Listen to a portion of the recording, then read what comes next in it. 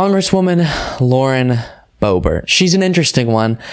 She has not the best understanding, not the greatest understanding of our Constitution or the intentions of the founding fathers, because she was at a church giving a speech and said she's just so darn sick of the separation of church and state, which of course is a foundational, important part of our Constitution and a part of our country's history and our current country's systems. And so it is so important that we protect the separation of church and state so that all people can express their religion or their lack thereof in whatever way they choose.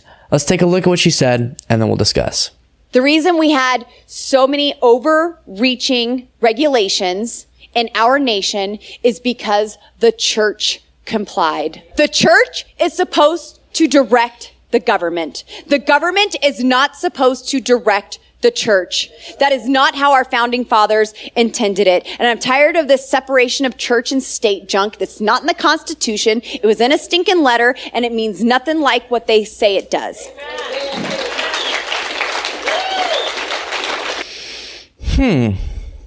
Interesting take there, Lauren. So of course, it is in our Constitution. The words separation of church and state are not, but as we looked at previously in the show, we'll look at again now, this is in our Constitution. Congress shall make no law respecting an establishment of religion or prohibiting the free exercise thereof. What does that mean?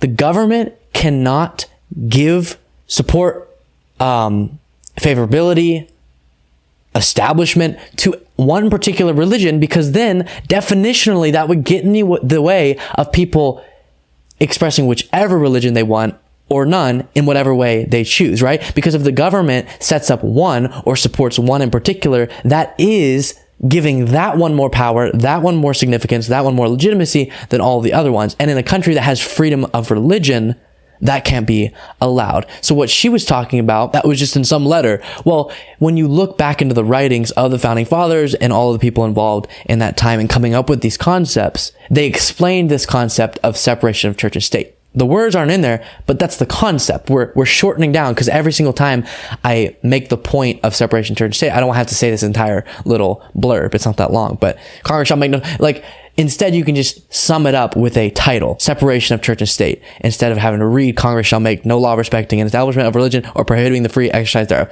right?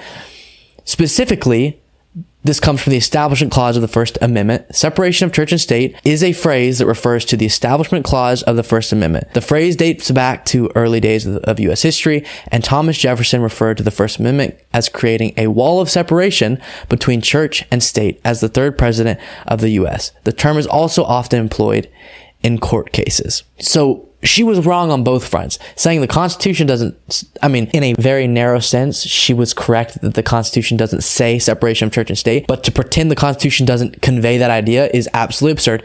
And then saying the founding fathers didn't intend to have separation of church and state is also absurd, as we just saw there. That was their intention. We can't have a country where the government gives more respect, more power, more legitimacy to one religion over any other, or one religion over individuals who practice no religion. Because the only way you can have a true free expression is if there's no hindrance of your ability to do that. And I can tell you, Lauren Boebert's religion running the entire government, telling the government what to do, would cause a hindrance for every other person's religion.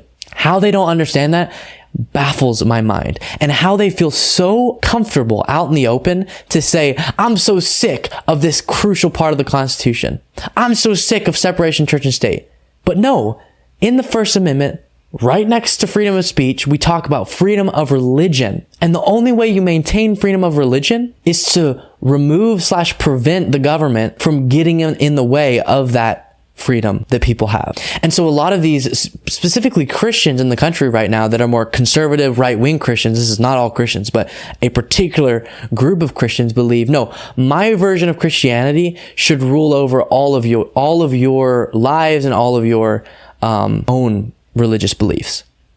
And that's where we see the government should punish homosexuality. The government should, why? Oh, because of my religious beliefs. But why would your religious beliefs govern everyone else in our country. That doesn't make any sense. And you can even get more specific, just among Christians. Okay, so let's say we agree to Christianity ruling, she said the church should tell the government what to do. All right, which church?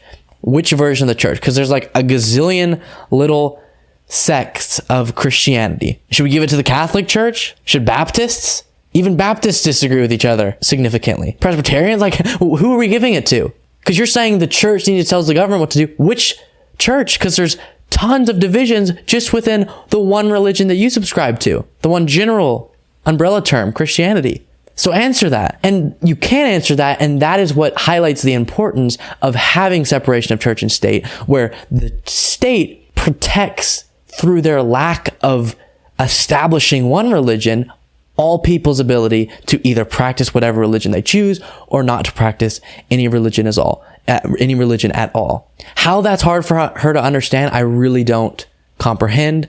And I hope she can go to a little constitution class to resolve that for herself.